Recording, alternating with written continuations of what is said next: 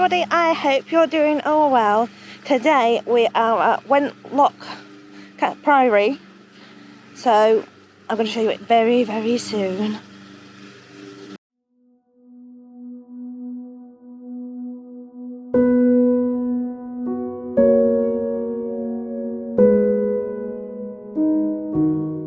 Wenlock Priory, or St Milberga's Priory, is a ruined 12th century monastery, located in Much Wenlock, Shropshire.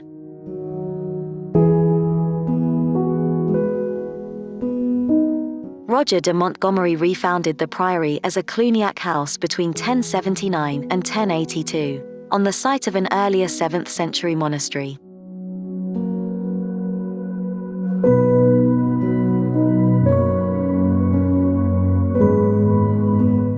In 1101, bones believed to be those of St Milberga were discovered beneath the floor of the old church.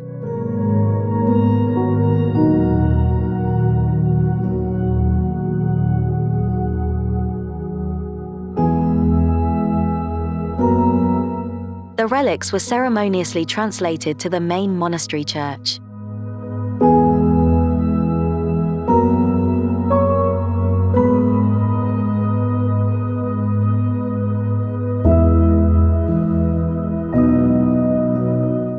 Parts of the building became a house later known as Wenlock Abbey, which is privately owned, but most of Wenlock Priory is open to the public under the care of English Heritage and is used mostly for recreational purposes.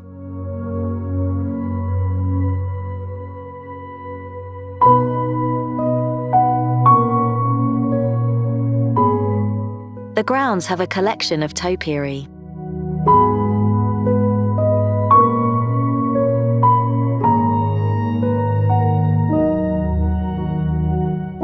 Merwall, king of the Magan seat, a sub-kingdom of Mercia, founded the original Anglo-Saxon monastery here circa 680, and Merwall's daughter Milberga became its second abbess, and was later canonized.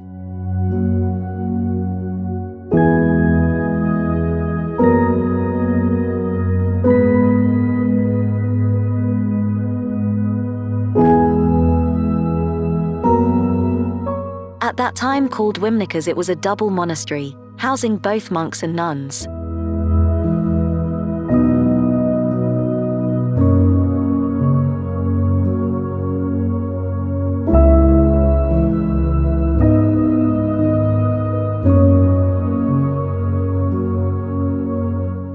After her death in 715, however, little is historically known of the monastery until the Norman conquest.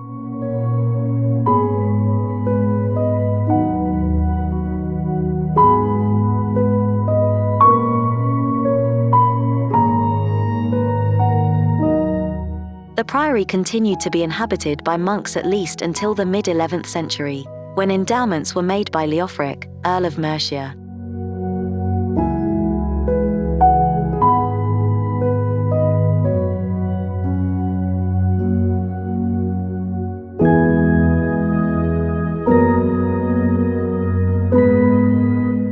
Roger de Montgomery, Earl of Shrewsbury, was one of the great Norman lords during William the Conqueror's reign.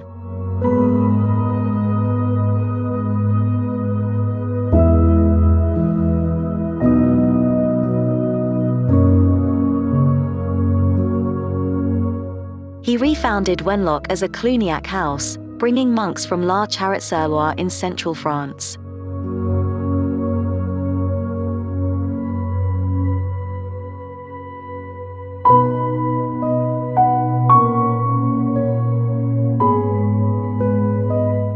The monastery was established by 1086, when it is recorded in the Domesday Book.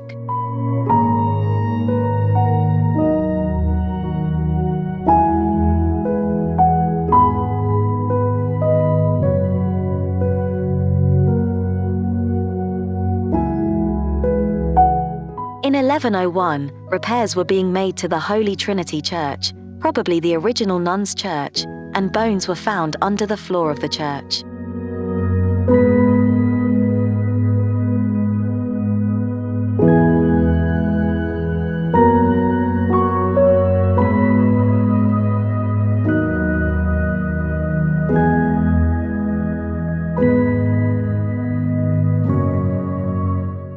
These were believed to be those of St. Milberga, and were transferred to the main monastery church.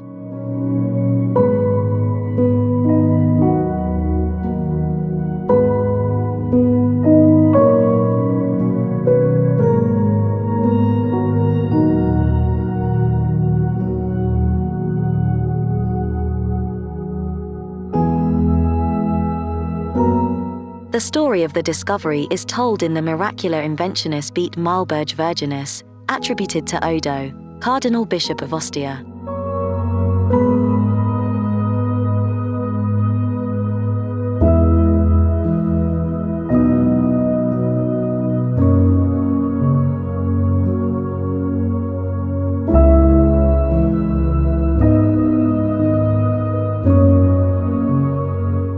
Shortly after this, Gosselin of Saint Betan wrote a life of the saint, which together with miracles recorded at her shrine revived a local cult which endured through the Middle Ages.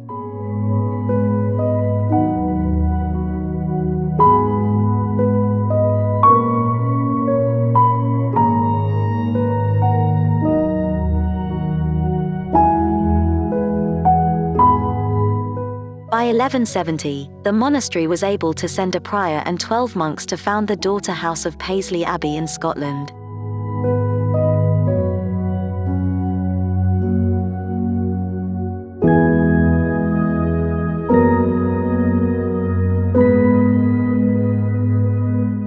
Other dependent priories established around this time were Dudley Priory, St. Helen's Priory, and Church Preen.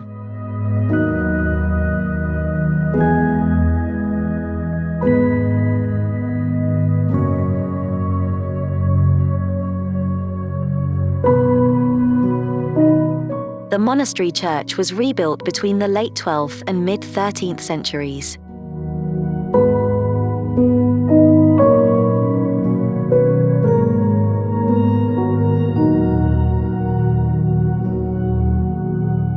The visible remains of the church largely date to this period.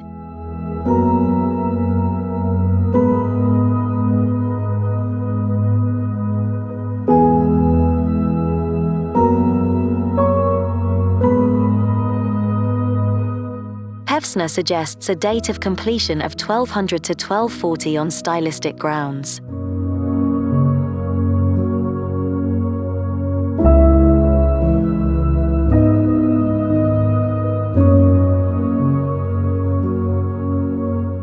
King Henry III stayed at Wenlock on several occasions in the 1230s, and made numerous gifts to the priory.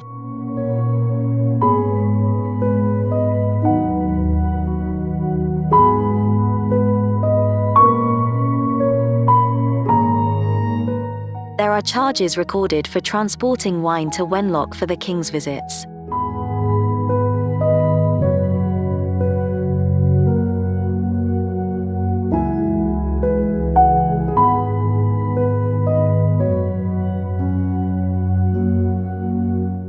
The prior at this time was Humbert, and he travelled to Wales several times as the king's envoy.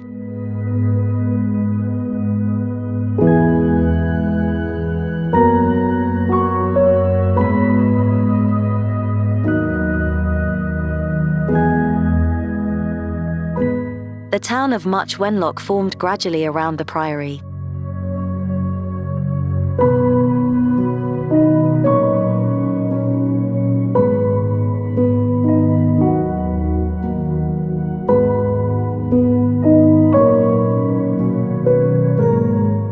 The town is made up of a small network of intricate, narrow streets lined with timber-framed black and white buildings.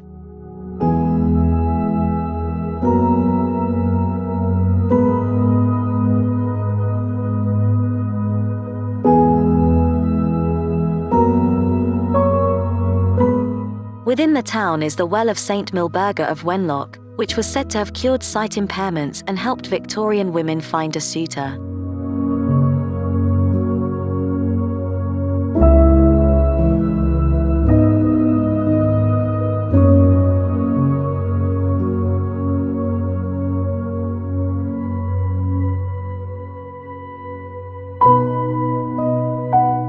The monastery was dissolved on January 26, 1540.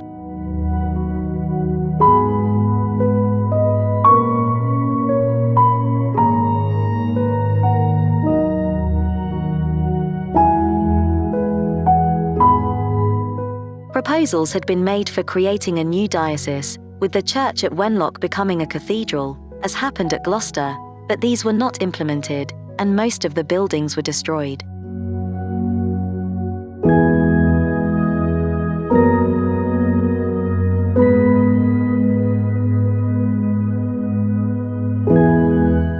The late 15th century prior's house and the adjoining infirmary building were converted into a private residence later known as Wenlock Abbey.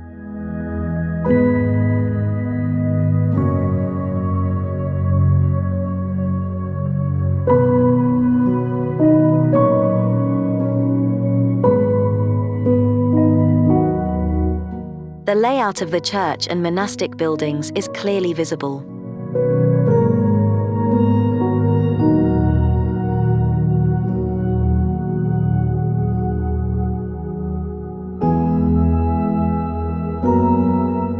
The arrangement is conventional, with a cruciform church, a cloister to the south of the nave of the church, and the monastic buildings around the cloister.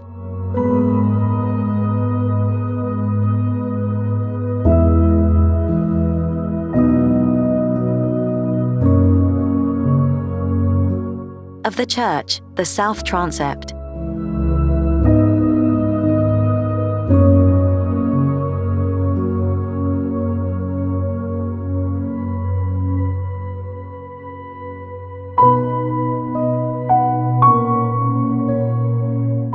The west wall of the north transept, and the southwest three bays of the nave stand to their full height.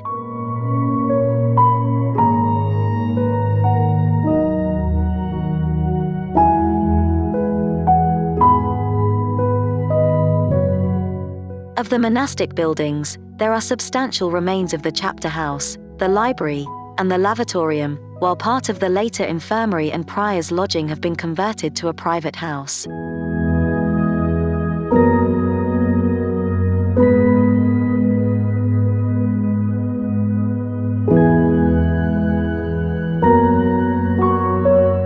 The south transept is the best preserved part of the church.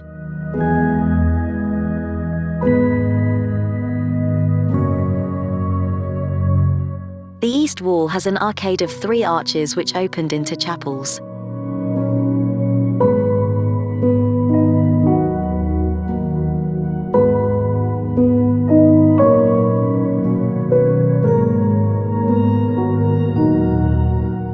Above this is a triforium passage with paired lancets and a clerestory with a single window in each bay, also with a wall passage.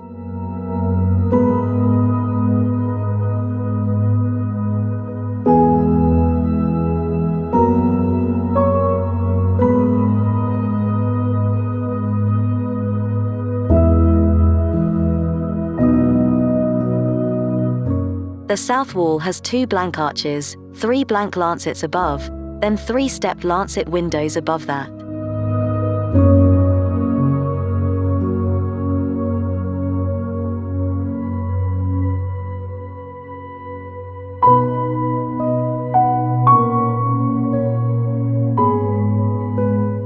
A single lancet is in the upper part of the gable.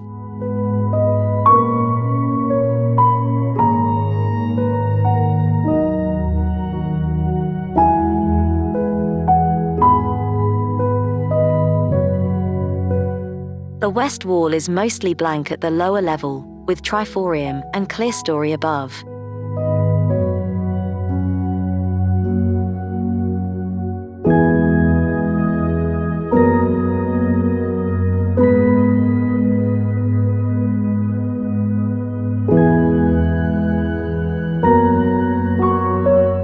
Near the crossing is a lava or water stoop, with 3 blank arches, and the remains of a pipe channel and drain.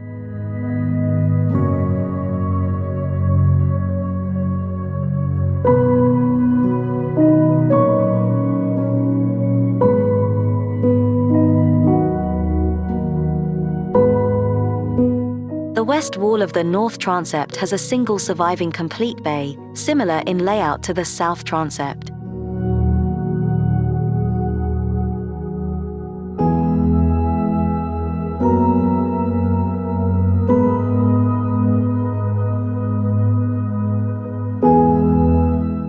blocked door leads to the remains of the sacristy on the west side of the transept, which has 3 large arched recesses and a crypt.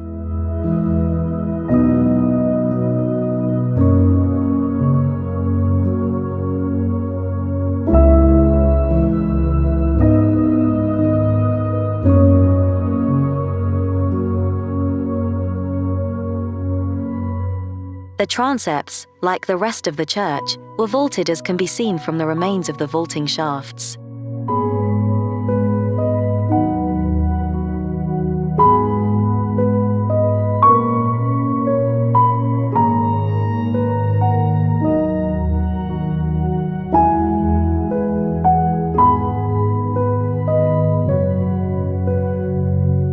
Three bays of the southwest part of the nave survive.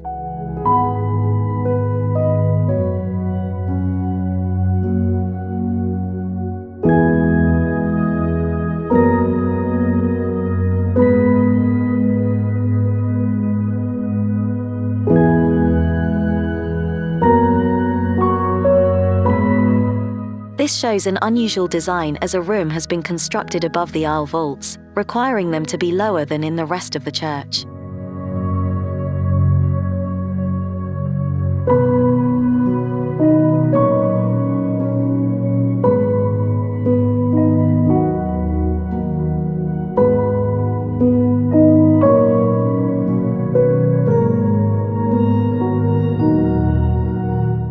The function of this vaulted space is not known.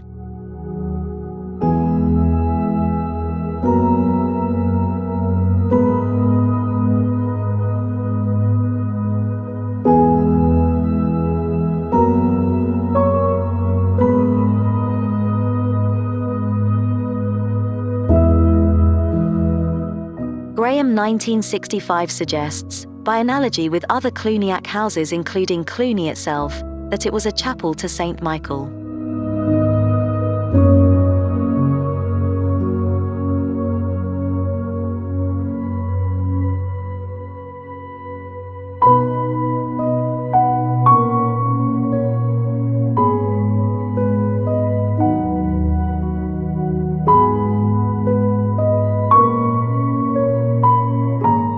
However, there is no evidence of the existence of an altar.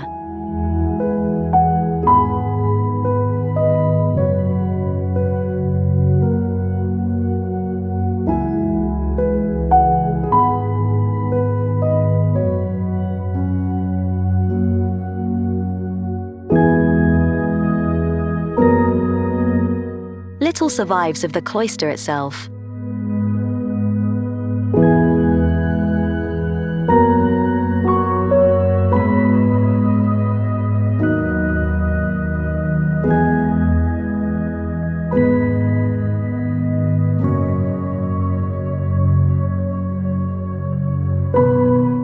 The library opens from the west wall of the south transept, with a single original arched opening, and 2 later flanking arches.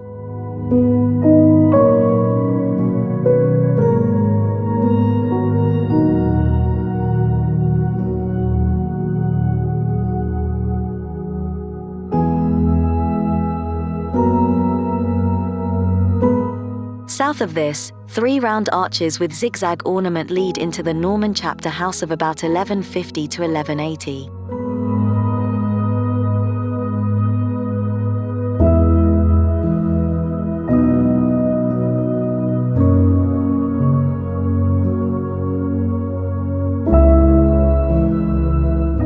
This is decorated with 3 levels of intersecting round arches, a common motif in chapter houses of this period.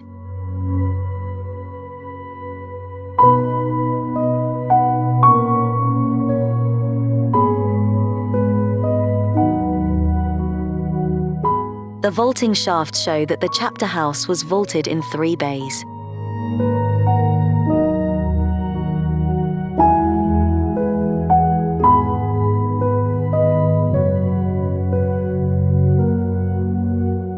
In the cloister garth are the remains of a lavabo, a place for the monks to wash.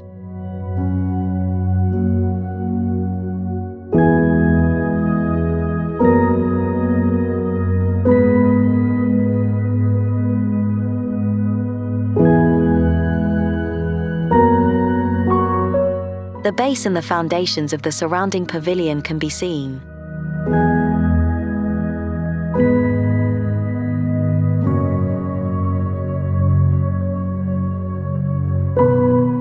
The base has two well-preserved carved stone panels from the late 12th century, showing scenes from the lives of the apostles.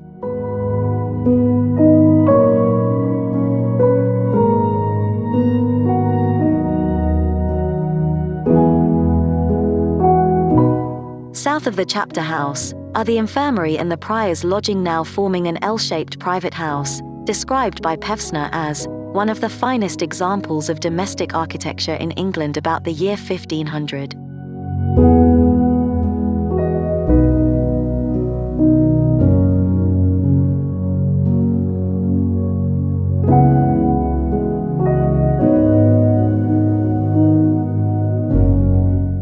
Let's take a look from the sky with Charlotte.